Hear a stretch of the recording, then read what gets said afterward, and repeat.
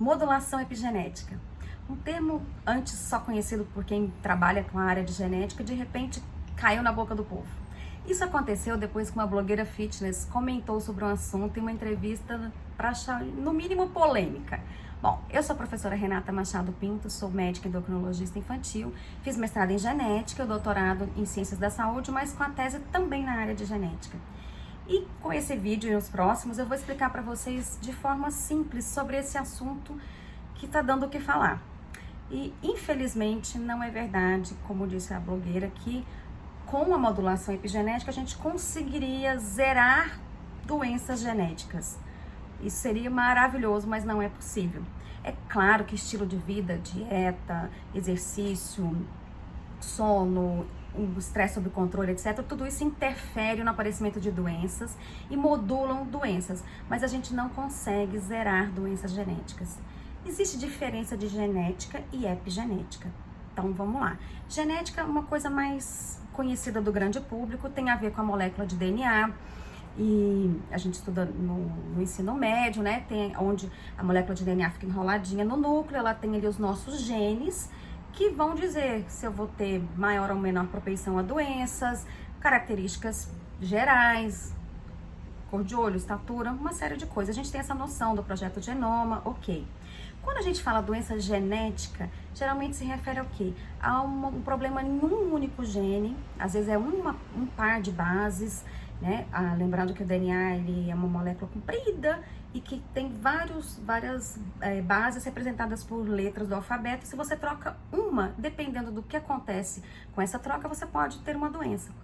Por exemplo, o caso da acondroplasia. Então, existe a mutação em um único gene que altera a formação de colágeno e a pessoa, por conta daquela mutação pontual ali, ela vai manifestar a doença, o nanismo acondroplásico. Pejorativamente chamada, entre aspas, do anão.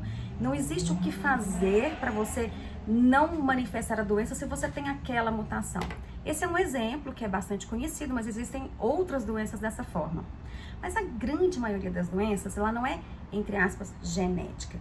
São doenças complexas, existe um componente genético que interage com componentes ambientais e aí a pessoa pode ou não manifestar uma doença. Isso eu estou dizendo para câncer, diabetes, obesidade, a maioria das doenças ela é de fundo complexo. E o que a epigenética tem a ver com isso? Vamos lá, epi quer dizer ao lado ou acima. Então, quando eu digo epigenética, eu não estou me referindo exatamente à molécula de DNA, à sequência de pares de bases, mas sim como que essas bases vão ser lidas. Eu vou dar um exemplozinho aqui mais visual, eu sou muito visual.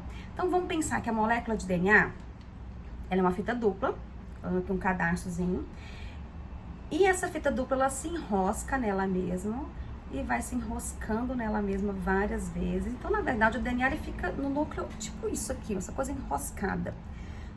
Quando eu preciso de uma produção de proteína, eu quero o gene, vamos lá, preciso de insulina para esse momento agora, porque está começando a subir minha glicemia. Então, o maquinário celular, com o gene da insulina enroscado aqui, ele não consegue produzir insulina.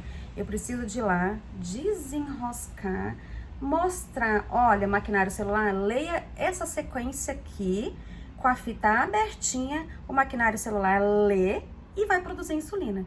Se o gene da insulina tá todo emaranhado, eu tenho a informação, mas eu não vou ter a produção da proteína daquele gene. E epigenética tem a ver com quanto que esse DNA fica enroscado ou desenroscado. Ou seja, se esse gene vai estar apto a ser lido ou não. Então, não tem como você consertar com a epigenética, você não conserta, você não troca aquela basezinha que tá aqui.